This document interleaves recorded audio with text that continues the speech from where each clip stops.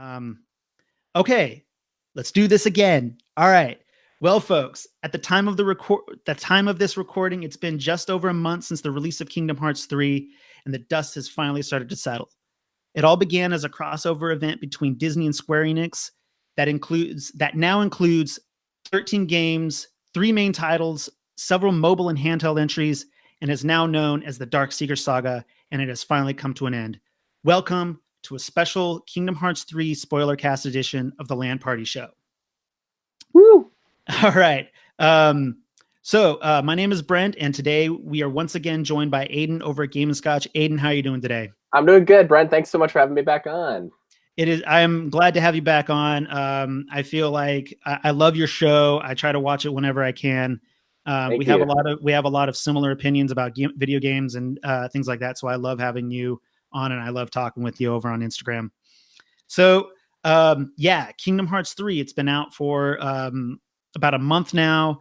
I watched your episode of Game and Scotch, and you seem to like the game. Oh, love it.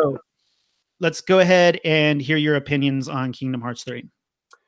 Yeah, my initial opinions, especially when we were recording the review, was very, very high. I was very, very happy with the game. The graphics were beautiful. Really enjoyed the worlds that you travel to, and sorry, I can't hear myself. Gotta put one ear off. But after, just like you said, like after the dust has settled, I'm trying to review the game a little bit more critically.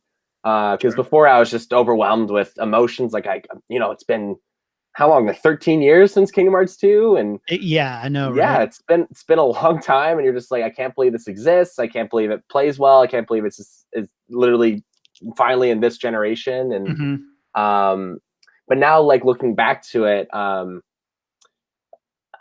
see, like, online people are reviewing it, and some people aren't happy with the product, and it's like, I get it. I get.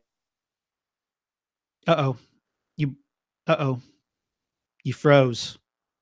Oh no. Okay, Aiden. So we had a bit of a technical difficulty there. Now we're back. So you were explaining your opinion on Kingdom Hearts 3. Go ahead and continue with what you were saying. Yes, I was. I was saying overall, like I really loved the game. I was really happy with what came out. I just loved the music, the graphics. Gameplay was just so fluid. It's the best Kingdom Hearts has ever been. The story was just as confusing and as ever. My Disney my Disney love was there. Like, I loved the Toy Story world. I love Montropolis and Pirates of the Caribbean. I never thought I'd actually like that world, but going in and sailing and stuff was so cool. I think after, like you said, like the dust settles, like I'm trying to review the game a little bit more critically. Like, is it a perfect game? It's not. No. There's definitely like a lot of issues with it, but I was very satisfied and happy, and I'm just kind of wondering if is this it? Is this it for Kingdom Hearts 3, or will they have like some sort of form of like final mix or more bosses, or maybe they'll add worlds as DLC? But yeah, overall, I love the game. What did you think? So what I'm doing with, I love Kingdom Hearts 3. Just I really loved it. Is it a perfect game? No, absolutely not. It is. It honestly, it deserves those 8 out of 10s that it's getting, because it is a B-level game, but it's really fun, and it's a fan service. It's a service to fans. I did have some issues with some of the storytelling. I am, and we can, one of the things that I was really disappointed in was I missed Leon, Yuffie, and Eric. I know. Where were they? I know, because they were pivotal characters in Huge. 1 and 2. And we'll touch more on the Final Fantasy aspect a little later on, because there's some rumors out there about Final Fantasy characters and the continuation of the story beyond number 3 that we can get into a little later, that I've been reading at. So I enjoyed the Disney worlds. I did. I do feel like it was weird playing those Disney worlds because in Kingdom Hearts 1 and 2, Sora was going to those worlds and he was locking them. And I believe the whole purpose of locking them was to prevent the Heartless from returning to those worlds. Correct me if I'm wrong. It's been a while since I've played. That was played basically the first game. Yeah, he was locking them. Yeah. So in this game, he was just, I guess he was going to those worlds to sort of rediscover who he is as a person and his abilities. But it just seemed like there wasn't, beyond that, there really wasn't a purpose to going to those worlds. So, but the thing is, it's Kingdom Hearts.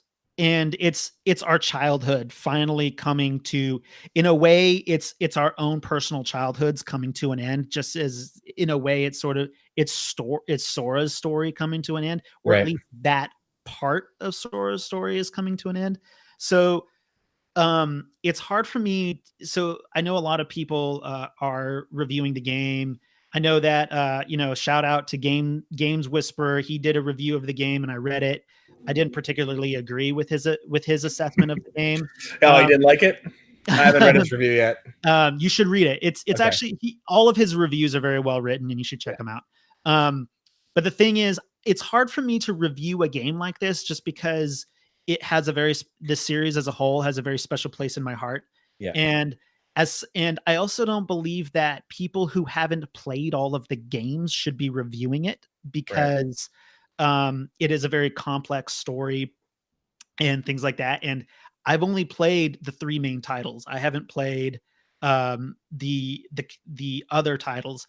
And I've recently read that technically all of the titles are main titles and I should go back and play them. Yeah. So the way they told that story in Kingdom Hearts 3, it's just like, wow, all the games mattered. Like they're all, they very much do matter. And so that's the reason why I won't be writing a review about Kingdom Hearts 3, just because I do have opinions on it and I will critique it, but like I won't sit down and write a review because I just don't think that it's, and this is just a personal opinion. Everyone's allowed to do what they want. It's just like, for me, I just don't think that I could be fair in a review for Kingdom Hearts 3 because I haven't played all the games and I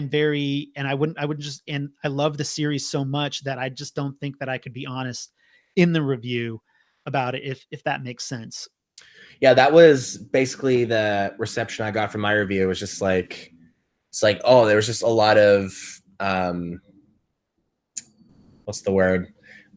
Bias. Like it's just very biased because of my excitement that the game even exists and is in our hands and stuff. So I don't know if I haven't really advertised it very much, but I did release a video afterwards, kind of like addressing like people's blind love for a video game or even blind hatred towards a video game. Because you got people who will love the product no matter what, or you got people who have these expectations and there's just no way the game will meet those expectations. Yeah. Like sorry, I didn't mean to interrupt you. No, go ahead. And I do think that I think one issue I think one issue that Kingdom Hearts had was, first of all, it took 13 years for it to come out. And there were really high expectations for this game. And I think when you set expectations way too high, you're dooming it to fail. You're going to allow it to fail. Right. And I did that. I set my expectations up really high. And then of course there were certain parts of the game that were just like, oh man. So I think that's probably one of the reasons why it's not doing as well as it's doing well, but it's not getting those huge scores that I think everybody was expecting it to, just simply because there was so much hype for this game, so much hype that the expectations were just too high. And if you, like I said, if you set your expectations too high, it's just going to have some problems. Right. So with that being said, let's kind of dissect this game and we've been talking about we're talking about the story a little bit, but let's dissect this game. And So just to kind of recap the story, we'll go in as best chronological order as we possibly can. So the events of Kingdom Hearts start with the Keyblade master, the Master of Masters, training other people to become Keyblade masters. Please correct me if I'm wrong. So far, it sounds right. And so there's 4 of them, right? There's 4 of these masters, and then was this part of the film that they showed in 2.8 or something? I believe so. Yeah. Yeah. And then, one of them breaks away, right? I think one of them breaks away and disappears, and then I then like it moves forward to, I believe, is it like 10 years, 10, 15 years before the events of Kingdom Hearts 1, where we see Aqua, Ventus, and Terra? Right. I don't know if there's an actual time, because even like they even introduced like time travel and stuff in this game, so I don't even know like what the actual time it was. Definitely before Kingdom Hearts 1.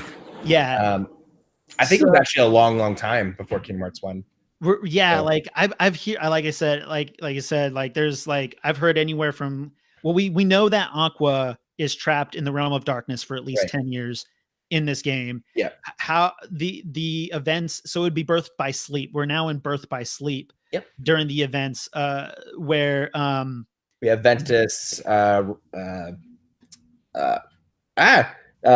and what's his name? Terra. Yeah. So in the events of that game, they're training to become Keyblade masters as well. Yep. And Master Xehanort chooses Terra as a vessel for himself, and does so successfully. Mm-hmm. And by the end of that game, we have Terra, Xehanort. Aqua has, I believe this is about when Aqua is expelled into the realm of darkness, right? Yeah. And Ventus he's asleep because he lost his heart, and the heart has been put into Sora. And at one of these points, I guess somewhere along the line there, I think Terra encounters Riku and gives him the ability to wield a Keyblade at that time. And also at some point, Kairi touches Aqua's Keyblade, which gives her the ability to wield a Keyblade. Yeah. Once again, just a bunch of confusing stuff going on. And my guess is that because Ventus's heart, a Keyblade master, is in Sora, that's what gives him the ability to wield a Keyblade. I don't know. I'm guessing. Yeah, basically. And now we're into Kingdom Hearts 1. Kingdom Hearts 1, you got Sora, Riku, and Kairi. They're on their island, and all of a sudden it's invaded. We'll kind of move along. We'll try to move along here a little quickly. So now it's invaded by the Heartless, and Sora gets a Keyblade, and basically the events begin that lead toward Kingdom Hearts 3, and Riku falls into darkness and is like being manipulated by Maleficent and Pete. And at this point, Sora starts going around to Disney Worlds and having fun with those characters, which is all good. Meets Donald and Goofy, and the trio, and once again he's in I think it's Traverse Town, where he meets Leon, Yuffie, and Aeris, right? And I believe like Traverse Town's like a world where lost hearts are kind of found. So like when like Sora's Destiny Islands was kind of destroyed, like that's where he wakes up. And that's kind of like where all these characters come from. Like I don't know if this is true, but I think that's where like Leon, you meet Leon, and his world was kind of consumed by darkness, so they all wake up in like Traverse Town. And I haven't really thought about that. Is that accurate, or is that just kind of no, it's as accurate as Kingdom Hearts 4 is, but So by the end of Kingdom Hearts 1, it is revealed that Riku's been possessed by Ansem, which is the Heartless of Xehanort. You defeat Ansem. Riku goes into the realm of darkness to close it off, and King Mickey, King Mickey, badass King Mickey, man. Yeah. Oh yeah. Oh man, King Mickey's the best. Then so Sora is reunited with Kairi, and but he realizes that he's got to go and look for Riku, and so they go and do that. And then now we're into Chain of Memories, right? Oh yeah. Chain of Memories is the next one. Are you familiar with the events of Chain of Memories at all? Yes and no. I know basically what happens. Do you want me to explain? Yeah, if you got to go ahead and explain what goes on. So I'll try. I apologize to whoever's watching this if you're like, you're wrong. So Sora, Donald, and Goofy, they find I guess what's that castle called? Castle Oblivion. Right. And so they explore Castle Oblivion, and slowly what happens is that they're losing their memories, and they're encountering all these organization members.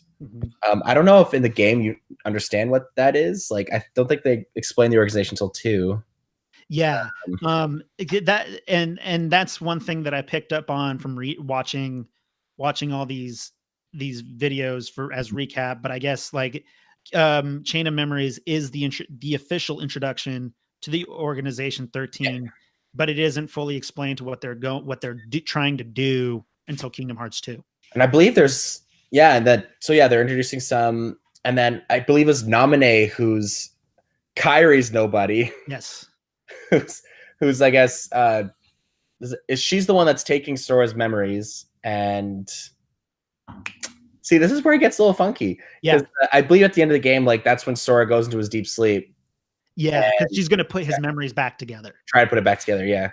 So yeah. That happens. Yeah. Now and then we move on to 365 over 2. Is that the title? Yep. Something like that. And that is where that's like sort of the chronological introduction of Roxas. Yep. Even though he isn't officially introduced until Kingdom Hearts 2 game release. And this game came out after 2. Yeah, 365 over 2 came out after 2. So chronologically, Roxas is introduced at this point. Yeah. Along with Xeon and Axel, who's a total badass. My boy. Yeah, I know, right? Yeah. He's awesome, and I love his arc. I love his arc in Kingdom Hearts 3. Yeah. So I'm a little hazy on what goes on in 365 over 2. I don't even know if that's the right title. Is it 365? I think it's 365 over 2 days or something like that. Yeah, I can Google it real quickly. Basically what happens in that game, it's kind of building the relationship between Xeon, Axel, and Roxas. They become really good friends. That's kind of uncommon because nobodies aren't supposed to kind of like have feelings or like really build relationships with people. So, and the point of that game is that the organization needs Roxas because he can wield the Keyblade to help, because killing Heartless, I could be wrong, but I believe like destroying the Heartless with the Keyblade captures their hearts and sends it to Kingdom Hearts. I believe so that's why they needed Roxas. And Gion was, I believe she's a clone that they were trying to make into another Keyblade Master just in case Roxas falls through, because they don't really trust him. Right. Because he's What's her connection to Sora though? She's connected to Sora somehow, right? Oh my god, I'm gonna Google it.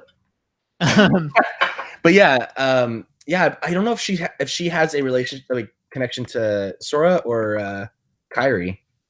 Yeah, it's bizarre. So and we'll by the end of that game,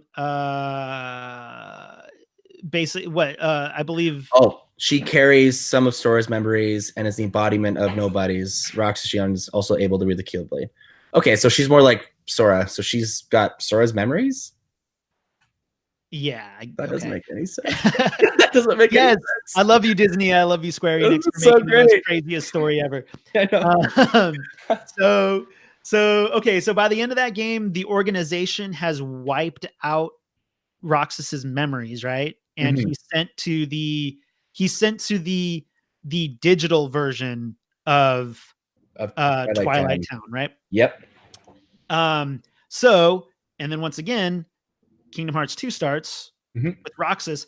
I remember playing Kingdom Hearts 2 when I was like 15, Yeah. and I was like, who the hell is this guy? Can't I Yeah. just start playing as Sora? Yeah. But like now that we know, now that we're at where we're at, I actually have a lot more respect for Roxas, and I love Roxas. Roxas Yeah. is fantastic. I kind of loved that beginning. Like I loved Kingdom Hearts 2's start. Like I just thought it was just a great way to kind of set the world. It had a cool tutorial, sort of. I think revisiting the game, it's kind of exhausting because I got to go through this again. Shit. I'm the other way around. As you know, when I was young, I just wanted to just get in and start playing. Yeah. But now that I'm older and like I have much more respect for storytelling and things like that, I can now actually play through that intro and be like, okay, I know, you know, this I see what they're doing here. Yeah. I see what they're doing here. Yeah. So Kingdom Hearts 2 starts, and you're playing as Roxas, and Roxas is, you know, starting to get Sora's memories, and then he goes to the mansion wherein he as a nobody. Well, this is when he fights Axel too, right? He fights Axel and defeats Axel. Yeah. And I believe at this point, this is when Axel becomes whole, right? A somebody. Yeah, he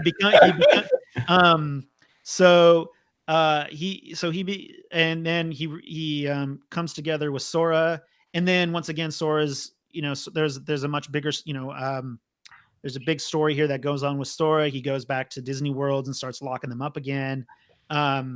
Once again, and then I believe, you know, Maleficent and Pete are up to no good again, and all that good stuff. But at the end, Pete's introduced into Pete's in. Yeah. Okay, I guess I messed up there. For some reason, I thought Pete it was introduced in 1. Yeah, Pete wasn't in the game till 2, and I think he kind of became some sort of commander of the Heartless or something. Yeah, working alongside Maleficent. Yeah. At this point, the main antagonist of Kingdom Hearts 2 is Xehanort. Xehanort. The nobody of Master Xehanort. And you and Riku defeat him. And please let me know if there's main details of Kingdom Hearts 2 that I'm just kind of trying to get to Kingdom Hearts 3 here. But the gist of it is you beat Xehanort. The game ends and you return to the islands. Sora, Kairi, and Riku are together, but at the end, a mysterious note arrives. And then thank nominee. Huh? Was it the thank nominee thing? No. I believe it was from King Mickey, right? And it was them that they had to come and train to become Keyblade masters, right? Right. Yeah. And then the beginning of Dream Drop Distance, Kingdom Hearts. The Mark of Mastery. The Mark of Mastery. Did you play? Did you? I know. Like I said, it's funny. I was not a big fan of a lot of the spin-off Kingdom Hearts games. Like I loved 1 and 2. I hadn't finished Birth by Sleep, but Dream Drop was really great on the 3DS. It also, like, the port on the PS4 is really well done too. So tell me about Kingdom Hearts 3D. The Dream Drop. Yeah. So basically, the story is Riku and Sora have to do the Mark of Mastery to become like Master Keyblade wielders. And so you kind of go into these like sleeping worlds to try to awaken them. And I guess that's why in Kingdom Hearts 3, like, because, oh my God, it's so confusing. So needless to say, like, what happens at the end is Sora, I believe he opens his heart to darkness at some point, and Riku has to save him. Mm-hmm. And so in turn, like, Sora fails the exam. Right. That I did pick up on. Yeah. And Riku is successful and passes the test, so he becomes a Master Keyblade wielder and knows the power of waking or something. And this was also Square Enix's way of resetting Sora's ability so he can get them all again. Exactly. Sora, you suck. You got to start again. Yeah. So, and now we are at unless I missed something, I believe we are now at the game that we're going to talk about today. Yeah, man. So we start Kingdom Hearts 2.9. I loved that. The 2.9. Yeah. And we're going very off cheeky. Square Enix knew what they were doing there. Yeah. So we're heading off to Herc's World, and Herc's World was fun. I loved it. I think it was my favorite. That was a great way to start the game, is with Herc's World. There was a lot it was a big world to kind of discover, because there were so many different zones. The only thing that I took, I felt like what was great about Herc's World is, like, if you can complete this world, you'll do just fine. Because I had troubles with those 3 Titans at the end as a boss fight. That tornado gave me so many problems because I was having a difficult time understanding the controls of the. Is this your first Kingdom Hearts game? No. Of course not. Okay. But what the key to defeating that tornado was being able to do the jump, the and I would have a hard time learning those controls. But no. I've been playing I played Kingdom Hearts 1, 2, all when they were released at their times. It's just the side games, right? Spin-offs that the new stuff they're introducing to Kingdom Hearts 3. Yeah, go ahead. I gotta say, I love the movement in this game. Like, I love running up walls. I love the that dashing thing, and it's great. Yeah, and once I figured it out, I was like, okay, I get it now. I know how to use this. It just sucked because, like, I died on that boss like 3 or 4 times, and it was just kind of a pain in the ass. But so you complete that, and now we're officially into Kingdom Hearts 3. And in a way, Kingdom Hearts 3 starts with Mickey and Riku going to the Realm of Darkness to try to find Aqua. Yep. They realize Aqua is not there anymore, and she has fallen deeper and deeper into darkness. Yeah. They're unable to rescue her. And at this point, Sora, Donald, and Goofy end up in Twilight Town, and they meet up with Hayner, Pence, and Alette. Who are they in themselves are great characters. I really like Hayner, Alette. Yeah, they're great. Yeah, they're good characters. And we're also introduced to Little Chef. Probably my least favorite mini game. But we can get into mini games later. Yeah, there's a lot of them. There's pretty much one per world. Yeah. I've noticed. So at this point, you can now get in the gummy ship and go to the first worlds of Disney. Which world did you go to first? You had the choice of Corona or Toy Box to go to next. I went to Corona because I wanted to delay the Toy Story world as long as I could, because I was like, that was gonna be my favorite world. Let me get through Corona first. And so in a way, I did Corona as well. And in a way, I kind of regretted doing Corona first. Corona, the final boss in Corona, I had problems with that boss. And I had to stop the Corona world and leave the boss and go do Toy Box. Right. To get some more levels before fighting that boss at the end of Kingdom of Corona. So Kingdom of Corona was cool, just because I think you had a different opinion about this, but I actually really liked Tangled. So I enjoy, and I think, didn't you say that Tangled wasn't one of your favorite Disney films in your episode? Oh no, I really like Tangled. Okay. I think it was it's not one of my favorite movies, and I was kind of like, when they were showing off the world, I was like, oh, we got Frozen and Tangled, like, yeah, it just seems so similar. But it was cool because, like, you sort of reenacted the events of the movie. Yeah. And I thought that was really good. And I thought that and what was cool was Zachary Levi returned as what's his face? I don't remember. Eugene. And I will say this, I'll give credit to the voice actress who who did Rapunzel, because that was not Mandy Moore, but she sounded a hell of a lot like Mandy Moore. So kudos to her. Yeah. So that world was really good. And then I'll go ahead and let you talk about Toy Box. I'm a huge Toy Story fan. That was like my big Pixar movie growing up. Mm-hmm. I was a little disappointed.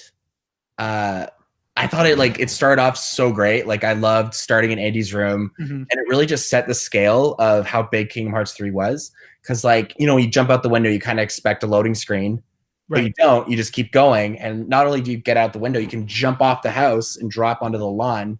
Not only do you drop down the lawn, you can actually walk out into the road. Like I just thought it was such an amazing kind of like start to the world. My thing was then we went to like this generic toy store. I was like, why not? Like you've got this like amazing franchise with this amazing world. Like why not just keep using stuff from that game? Like there are toy stores in the game. Like if you're gonna go to a toy store, why not do like Big Al's Toy Box, and then have sorry. Or maybe it would have been better if they went to the arcade. Yeah, that. Or if they just stayed in Andy's house, like I think that would have been cool too. Like imagine going through the house, and I think that would have been great. And like there wasn't like a Toy Story and antagonist. Like I was kind of hoping for like Zurg or that was one thing. Sorry, that was one thing that I was a little bummed out in this game is that the lack of Disney antagonists that they use. So basically, okay, so they did use Mother. I don't remember her name from Tangled. Mother. Yeah, but she turns to a Heartless. Yeah, but I mean, so like they kind of used her. But if you think about it, the only Disney enemy that they used, who isn't really technically a Disney enemy, was Davy Jones. Yeah, you fight Davy Jones. Yeah, but everything else at the end of the game is just Heartless. So, but Marshmallow, but that's about it. You fight who? Marshmallow, the ice guy that becomes your party member at Frozen. Oh yeah, that guy was cool. My dog's being annoying here. It's all good. But so as we're going along through these worlds, we're encountering various members of the organization who are once again seeking out new princesses of heart, which I thought was weird. Yeah. And now, so we've gone through Toy Box, we've gone through Kingdom of Corona. So kind of the next one is 100 Acre Wood. I was disappointed with 100 Acre Wood. Ew. I love that world in Kingdom Hearts 2. Oh, me too. Like I loved going back and revisiting it with the torn pages, and I just thought that like it was too easy to get through, and I did that like real quick. I did like the Keyblade. The honeypot keyblade, I don't remember what it's called, but I did like that Keyblade because I was doing a balance build, and all of the other Keyblades prior to that were either super magic or super strength, and the 100 Acre Wood Keyblade was both. And I just really I really liked its special where it was basically the same thing as Frozen, or not Frozen's. It was the Star Keyblade that fired off different arrow things during its yeah. So that was actually the Keyblade that I used the most up until the Keyblade that you get in San Francisco. Right. Then we moved on. So the next areas that we go to, and all this time, Riku and Mickey are doing their thing. Axel and Kairi are training. Boy. And we can get onto we can talk about this a little bit more later, but boy, was Kairi underused. Ugh. She's the lamest character in this whole franchise. And she could be so great. Like she just needs a little bit of character, just a little bit, but nothing. Yeah, it was just kind of like nothing. And even like spoilers at the end, but like even at the end, she's just damsel in distress again. Like you're like, I know. Keyblade, she's been training this whole game, and then she's just like, oh no, I'm captured again. I know, right? Oh God. So in the next area, you now have the Caribbean, Monstropolis, Arendelle, and San Francisco. Yep. So what did you go to first in the second zone? I went to Monstropolis. Monstropolis. Yeah. See, and I'll let you talk about Monstropolis here, but I made the mistake of going to Arendelle first. Okay. And Arendelle is hard. The final boss in Arendelle was hard, and I should have gone to Monstropolis first because technically it had a lower battle level. Yeah. I basically had to do the same thing with Arendelle that I did with Kingdom of Corona. And that was, I got to the last boss of Arendelle and I couldn't do it. And so I even broke my controller because I threw it.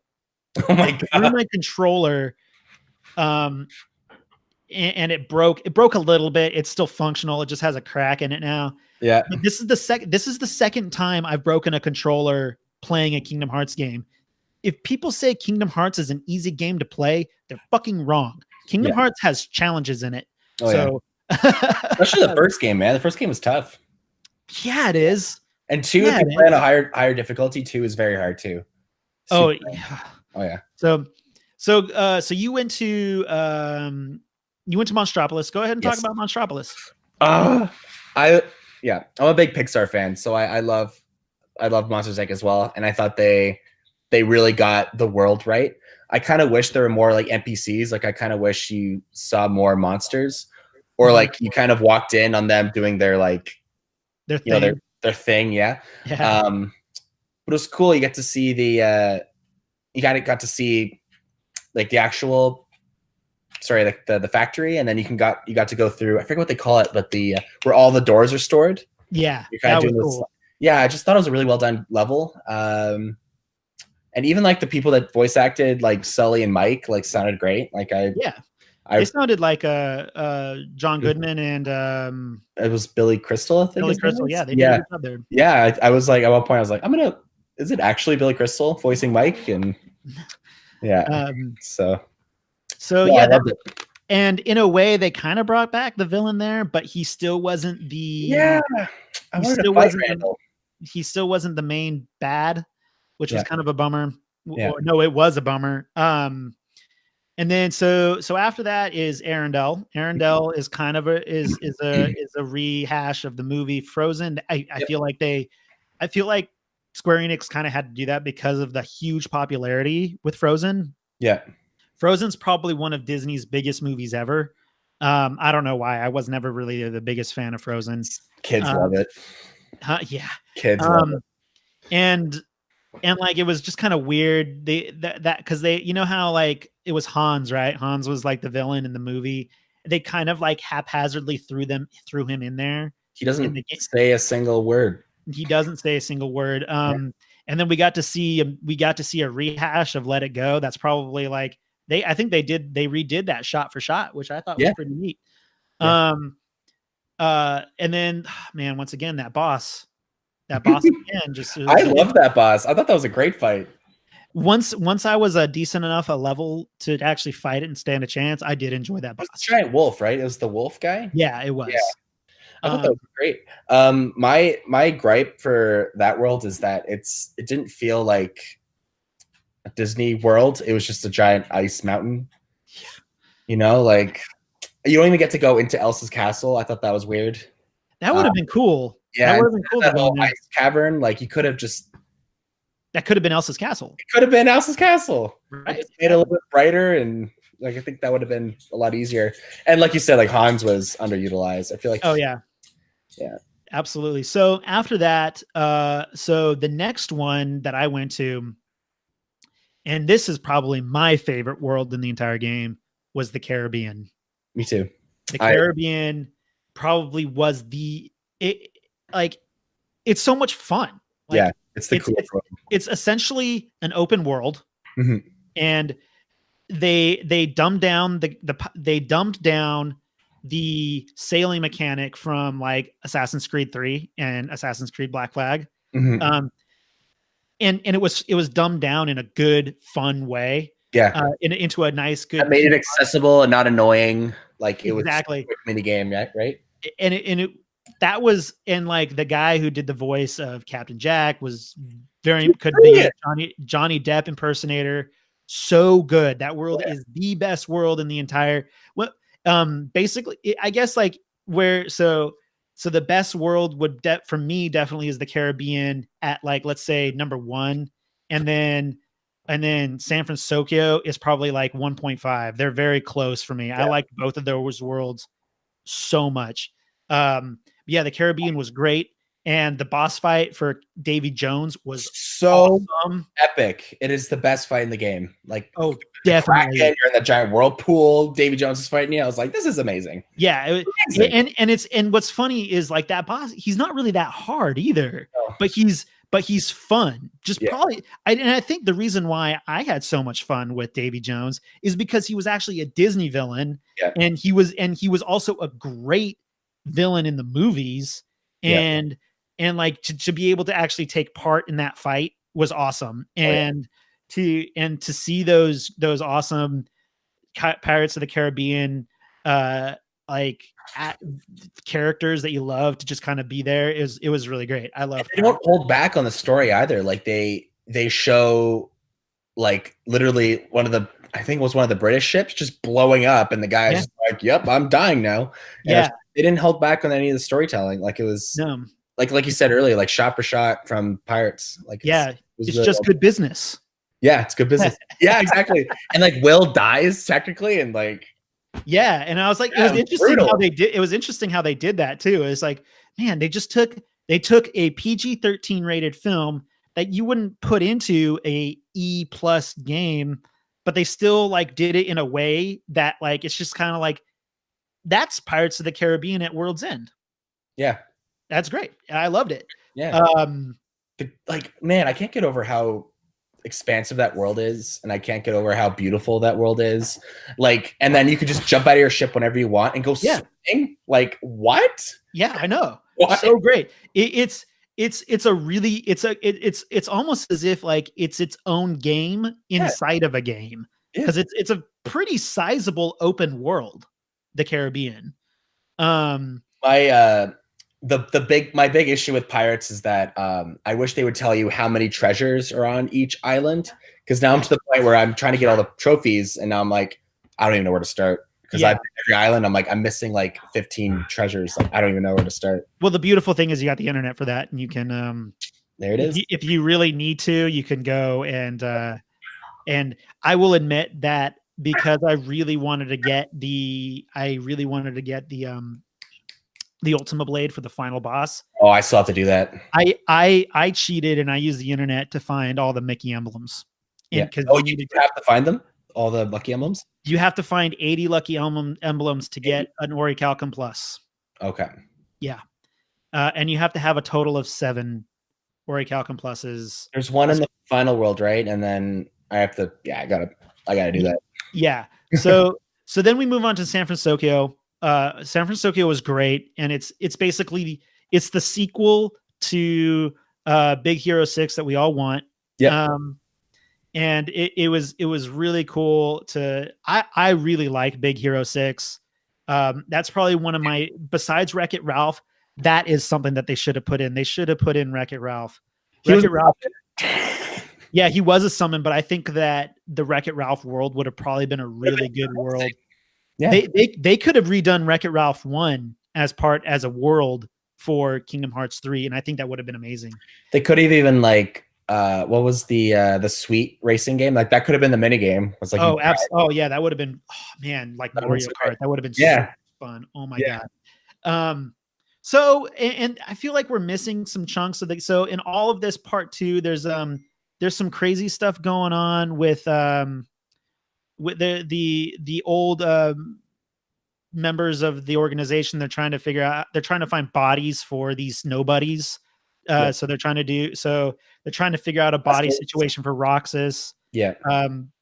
They're trying to figure out a body situation for Naminé. That was all interesting too, just because it was cool to see those organization members kind of come back that you've defeated in the past. Yeah.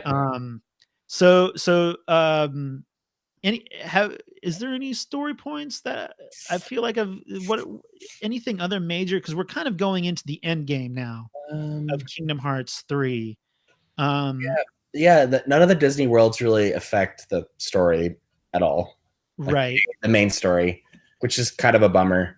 Yeah, it is, because the entire time I played Kingdom Hearts 3, I was really looking forward. I really wanted to get through the really cool parts of the story, which, because it's supposed to be this ending, this climactic ending. Mm-hmm. And I was just, so every time I was going to a Disney World, I was like, oh, maybe we'll get more story here. Maybe we'll get more story here. And that was probably something else. Like, it's a minor gripe, but because it's not really that big of a deal. But like, it would have been cool, like, to interact with some of those other characters, such as Riku, a little bit more often, just because you're going into this final battle, and there's supposed to be massive preparation for it. So, but whatever.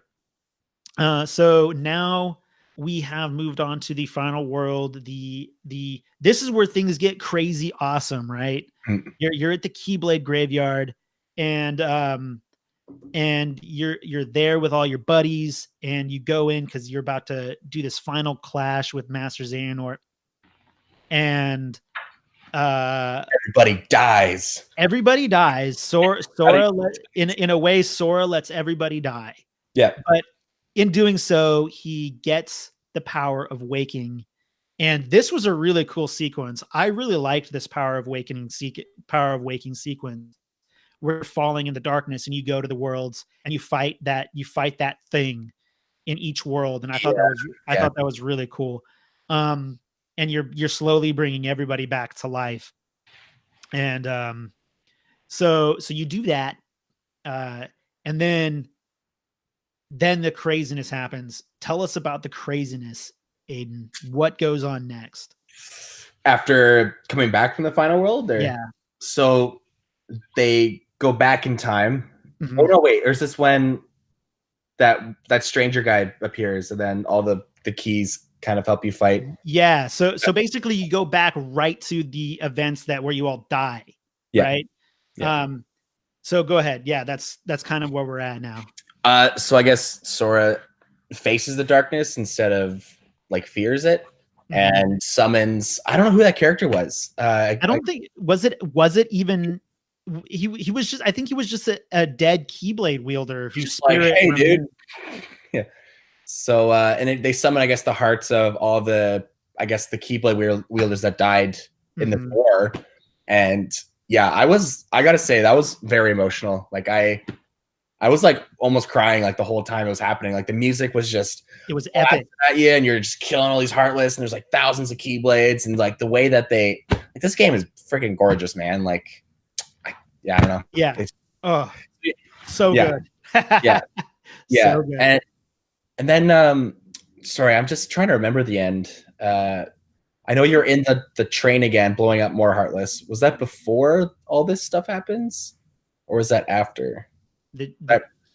Remember they're in the train and they're like blowing up Heartless, and you're going around. Oh, okay. So basically it's still kind of that same general time where like you're fighting hordes and hordes of Heartless. And then at this point, after you have, so you're still like fighting hordes and hordes of Heartless darkness. And then Master Yen Sid shows up, and he parts the sea like Moses. Yep. And he's like, I can hold them off, and Donald and Goofy stay behind to help Yen Sid, while all the Keyblade masters go forward. Yep. And at this point is when basically you're in it. It's the end, and at this point you have to choose between going back and finishing things up in other worlds. Can you do that at this point? I don't remember. But at this point it was great. At this point I did have the Ultima Keyblade, and I was just going in hacking people up with that. It was great. So now you're fighting the organization in that maze. Yep. And forgive me, I don't know the names of all the organization members. Neither do I. So it's so you basically, you're going through this, and Xehanort is like, okay, come find all these nobodies. And so I chose to go help Mickey and Riku first. Yeah. I think that's what I did too. And is it Mickey and Riku? It is Mickey and Riku who are fighting together, right? Yeah. Yeah. So I went and got those guys, and this is when one of them escapes, right? And we can talk about it's what is that guy's name? I forgot, but you know who I'm talking about, right? Yeah, the guy with the guns. The guy with the guns, and he's the one with the eye. No, he's not the one with the eye patch. Yeah, is he the one with the eye patch? He's got a scar. I think he's got a scar.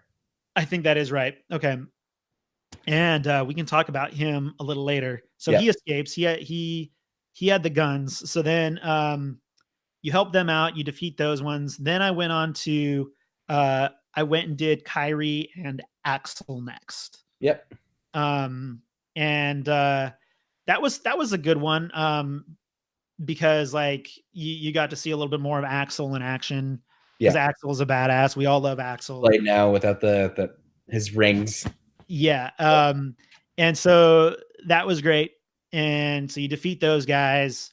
And then now the huge gut wrenching part, right? Like the very emotional one is going and helping out Terra and Vent. We missed that part. So earlier on, we awaken Ventus, right? Yep. So Ventus is back. Ventus has been awoken. Yeah, he was sleeping in the Castle Oblivion.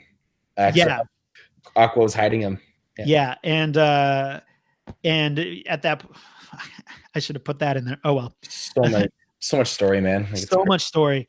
Yeah. So and so much wrapping up that needed to happen, and they did it. And so you're helping out Aqua and Ventus because they're back now. We kind of forgot those parts. So you rescue Aqua, you rescue Ventus, and now we are trying to and they're fighting Terra. They're fighting Terra, Xehanort, and all of this. And another person too. So you defeat them, and Terra is revived. Terra is back to normal. Yep.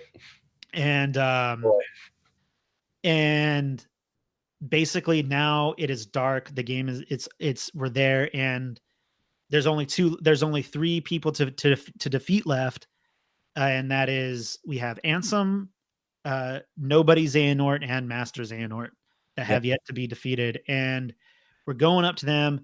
And here's the part where it's just like poor Sora. Xehanort needs one more key to summon the Keyblade, which is a weird name for something that has an Keyblade spelled like differently, like the next. And so that was so I was like, what's going on with that? And whoever took over the role of Master Xehanort did a really good job, because originally that was the voice actor away. The late Leonard Nimoy did the voice of Master Xehanort in the other games, and he did a really good job replicating that voice. Yeah. So you fight off. So at this, you fight off Ansem. You defeat Ansem. You defeat Xehanort, and that leads. So that has the 12. So that's 12 keys, right? 12 keys are now present. And then it is revealed that Kyrie was taken hostage by Master Xehanort, and he kills Kyrie. Yeah. He kills Kyrie. Which was very just kind of like, even it's just kind of like, Kyrie, even though Kyrie was kind of a throwaway character, she's still the reason why Sora is doing what he's doing. Yeah. And an amazing scene where it was like Sora and Kyrie sitting at Destiny Islands, and they share this moment, and I was like, oh man, this is great. And that happens. I'm like, yeah. So Kyrie has been basically obliterated, right? In order to, her body completely shatters and disappears, and Sora is like devastated. And then they go to Calais. I don't know what that place is called. I know what you're talking about. The final, basically in one of the coolest parts of the game, where all the Keyblade masters they're trying to keep Kingdom Hearts closed off, right? While you battle Xehanort. Yep. And you go in and it's such a great moment when Donald and Goofy walk up, and they're like, we are coming to help you. We are no good here. We don't have Keyblades. We can't do anything. We are coming with you. Yeah. And that part was just kind of like, my friends are my power. Yeah, exactly. and you go in there, and it was, even though it was an easy final boss fight, it was a really fun final boss fight. Yeah, it was pretty sick. When fighting Master Xehanort. Yeah. And you defeat Master Xehanort. I don't know. you quote unquote defeat Master Xehanort. He's down for the count, and everyone's just like, "You're defeated. You're defeated." And then his buddy comes along in spirit and is like, he's like, "Just stop. Let's just go. Let's go. It's done." Yeah. And they both die basically, right? They're like, let's just. Yeah. And so Xehanort does, I think, in a very tame children version, Master Xehanort does die. And this is where a lot of people have a lot of debate as to, did we let Master Xehanort off the hook? Right. So he did a lot. He's an evil dude. Yeah, he is an evil dude, but like a lot of people are like, what? So he just kind of goes away and he's allowed to get, but like he dies. He does die. But like he kind of has a, I don't know what kind of moment it is, but he does, he does have a moment where he's just like, oh shit, I can't believe I just did that. Of that. But like, I feel like all the nobodies had that moment. Like you strike them down. They have this moment of like, why was I doing this? Like, yeah, exactly. And then the game ends and Sora's like, I gotta go after Kairi. Yeah. And he leaves and and they're like, he's like, you can't, they're like, if you do this, you're gonna die. Everyone's like, you're gonna die if you use the power of waking more than you should, or in its wrong way. Right. And he goes anyway. And then you have this beautiful montage of everyone, sort of living happily ever after. That was such a great, that was like the music in that part and seeing everyone finally happy. It was really like emotional for me watching that. I think I teared up a little bit during that part. Yeah. And then you're back on Destiny Islands and Sora has restored Kairi, but Sora didn't feel good and he disintegrated. Do you get that? You get that little pun there? I don't feel so good, Mr. Stark. But no, yeah, Sora has used the power of awakening and in an abusive manner, and he is technically punished for it and he fades away. Yeah. Now let me ask you this. I want your opinion on this. So do you think that now I believe that Sora was there. He was there and he faded away. But do you think that he really was there? I never really thought of that. I just assumed he was there and just that was it for Sora. Yeah. Because even like, did you see that secret ending? With the Yozora, I don't know what it's called, but yeah. The Yozora ending. Like, when did that take place? Because Sora was there, Riku was there. So we'll get into that. So yeah, but I don't really know what happened. I truly believe that Sora was there, and that he brought her back to Destiny Islands, and they had that final moment together, and then he fades away, he disappears. I don't think he's dead though. I think he's just been banished away to some place we don't know where. So, and then the post-credit scene. You see the Keyblade Masters are still at the you see all the Keyblade Masters there, and it is revealed that one of the nobodies or supposed nobodies was actually one of the past masters, right? Yep. Is that what goes on? Yep. And one of the other masters isn't present. And so then we now it's and we also see Pete and Maleficent there, because I think they're standing in front of this box that they've been looking for all of this game. Pete and Maleficent's, it's really interesting because, from the beginning of Kingdom Hearts 3, it's just a massive tease for what's to come next, because this box, it's vaguely mentioned throughout the entire game. And you're like, what is with this box? This black box, nobody knows what's in it. And, and in this ending, you see Pete and Maleficent watching the Masters with this box. But that's it. Huh? That's the box. Exactly. So it ends. So now we're at the secret ending.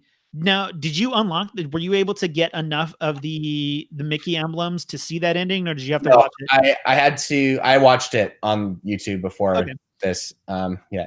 but I've seen it. So basically, it's this I think it's the world. It's one of Square Enix's worlds. From one of their games. See, I'm not very familiar with full Square Enix properties, but it's weird. I saw someone like speculate, like, is this like the what's that game called? World Ends With You? Do you know? I think that might be it. I don't know. Yeah, so I think that's what people are speculating. It's like it's The World Ends With You, and those two the characters from that franchise were in Dream Drop Distance. Oh, okay. Yeah, so that's what people are thinking. So basically, this can kind of come into that. We're gonna skip unanswered questions for now. So we'll move on to what comes next, right? So what's gonna happen with Kingdom Hearts? And in that it said Kingdom Hearts Rebuild Kingdom Hearts. I forgot what the title was called, but like but it said, but like whatever will be the next saga, right? Right. So what comes next? And I'm going to ask you some questions here, and I'm just kind of curious what your thoughts are. What role do you think Disney properties will have going forward? You mean like will they still be included in? Yeah. I think so, because I think that's kind of the gimmick, or that's what Kingdom Hearts is. It's the combining of Final Fantasy and Disney. So I think getting rid of Disney is not a great idea, because it's kind of against what its identity is, I guess. Yeah, and I'm gonna have to agree with you. And I definitely think that you can't have Kingdom Hearts without Sora, Donald, and Goofy. Yeah, I agree. At this point, they have this bond. You got to have it. And it's like God of War. Like, can you have a God of War game without Kratos? Exactly. It's like it's Sora. And with that too, you can. And if you have Donald and Goofy, you got to have King Mickey. Okay. Yeah. So even if they exclude Disney worlds, if they just kept those three pivotal characters that are part of the story of Kingdom Hearts, I would be okay. Right. So the next question is, how long do you think it'll take for the next main entry to come into play? Man, I don't think it'll be very soon. Knowing the way that games have been kind of released. Now they might do like a spin-off game. I could see them doing maybe, like for the Nintendo Switch, maybe doing some sort of, that could be interesting. Yeah, and then maybe have them in Smash, Sora and Smash. Yeah, I know everyone wants Sora for Smash Brothers, which I think would be really cool. It'd be brilliant. Yeah.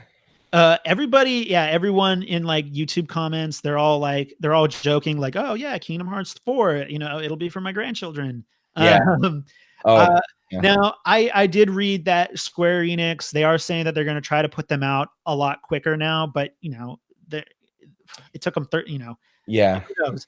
But I hope so. I hope that we get to see, a next main entry in 5 years. Cause I'm about to become 30, and like, as much as I would love to be able to continue playing video games until the end of my days, but there may come a point where I'm just like, where I just may not have time to play video games anymore, because I would like to have a family someday and things like that. So I want to be able to continue playing this series until I die. So I'm still hoping that it'll continue coming out, before I get too much of an adult. It's going to be such a surreal moment being like sharing the next Kingdom Hearts game with your kid. Being like, I played this when I was 10 years old. And exactly. Now we're getting Kingdom Hearts 4. So, and then kind of a silly question here that I have, will Sora and Kairi ever be together? Will they ever finally unite? And like, or do you think they're going to forever be in this clash of like, one is gone while the other is safe, and one is safe while the other one is gone? Like, because even though that, even though the director has said this is not a love story, it's a story of friendship. But it's very obvious that Sora and Kairi have feelings for each other, and that everyone, especially that last scene where they're sharing that the fruit.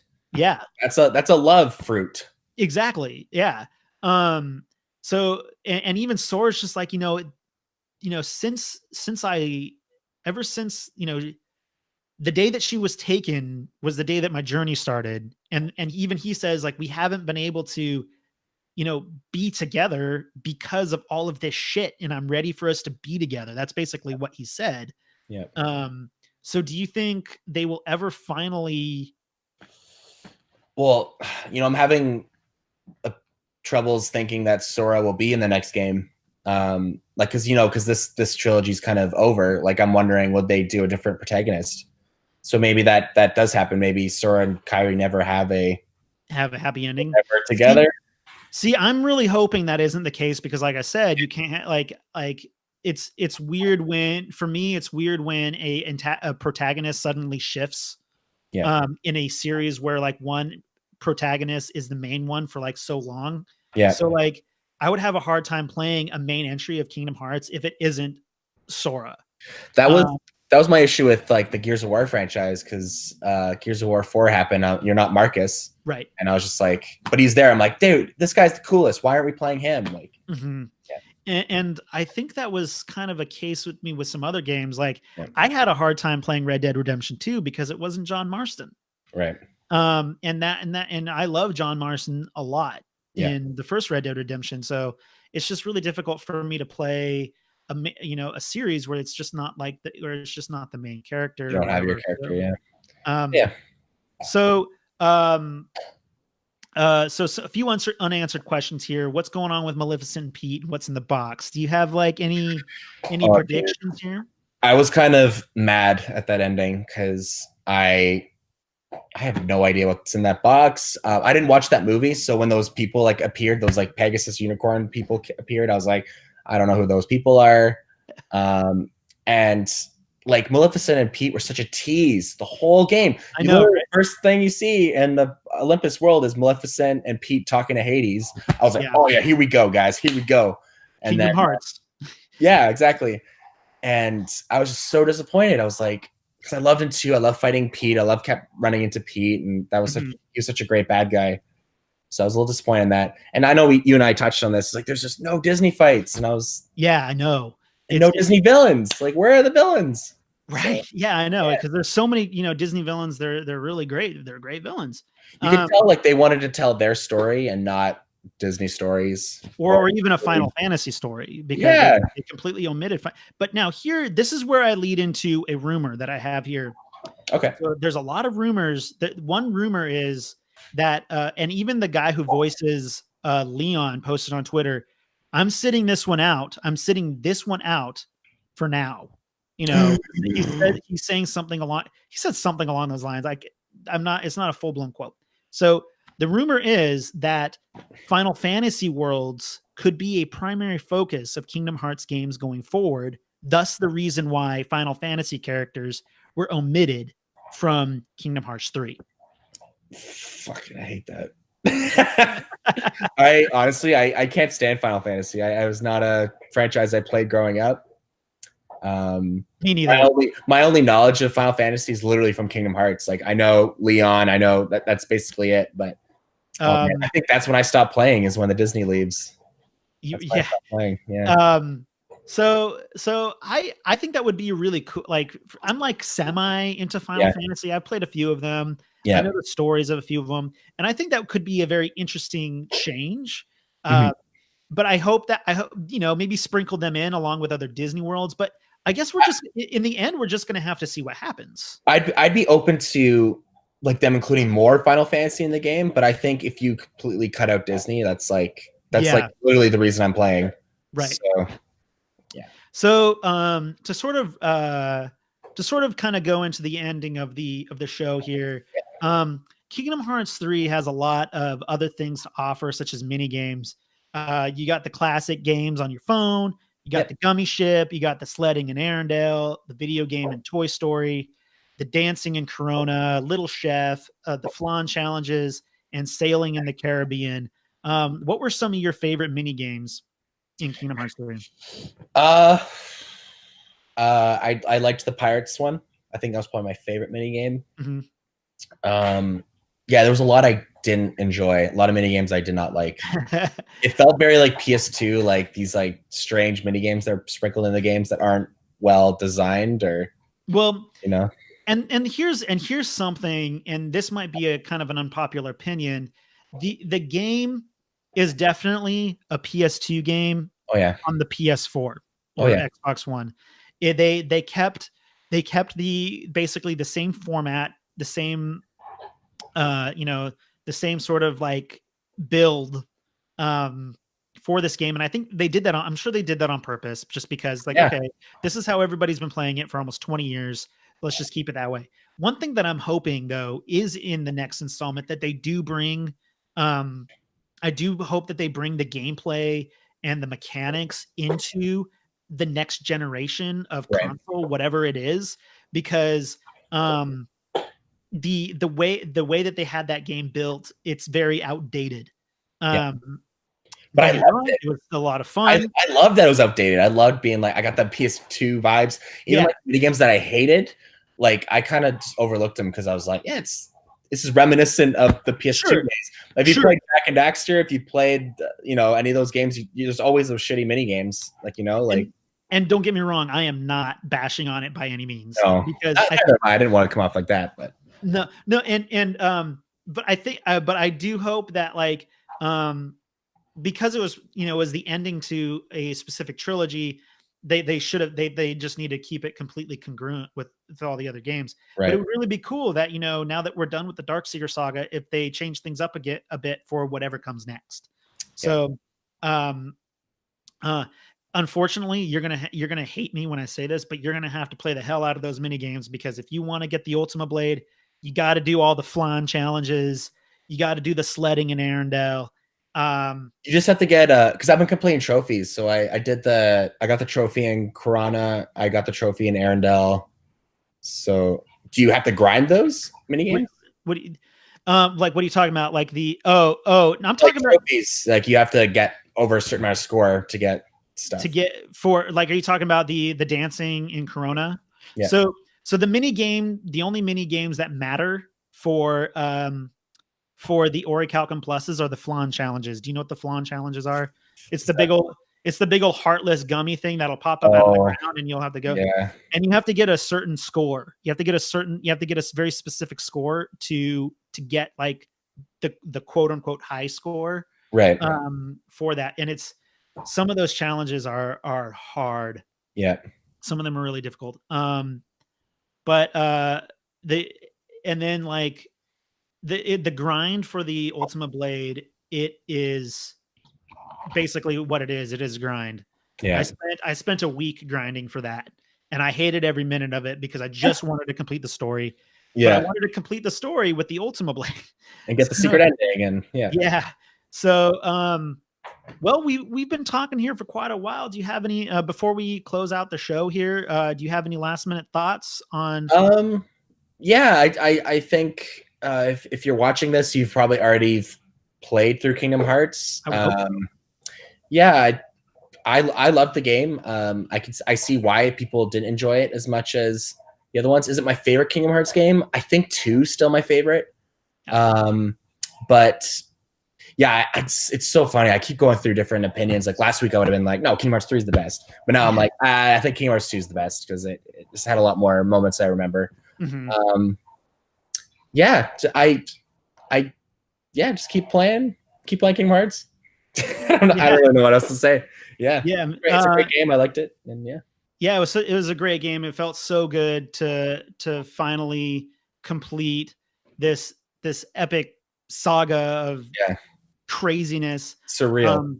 It is. It's almost as if wow, I can't even believe believe that it's finally out. Yeah. It was a weird day when it finally came out because it's like, damn, I've been waiting for this game for a decade and a half. Yeah. So it was great. Well, Aiden, I think we're going to wrap it up here. Thank you very much for coming on. I really, really appreciate it. Thank you. Yeah. And I'm going to put something out here for you. Just kind of, if you ever decide to do an episode of your show on Anthem, I would love to come on and give you my opinion on Anthem. You playing it? I am playing it. Okay. So if you ever play it, or if you ever even just decide to have something on it, I'd be happy to come on it and talk about it because I am playing it and I'm actually kind of liking it. So yeah. Controversial. Okay. All right, Aiden. Well, I'll let you go. It's probably getting a little late for you there. Yeah. Thank you very much for your time. And we'll Thanks talk. A lot, yeah, thank you. Have a good night. You too, man. See ya. See ya.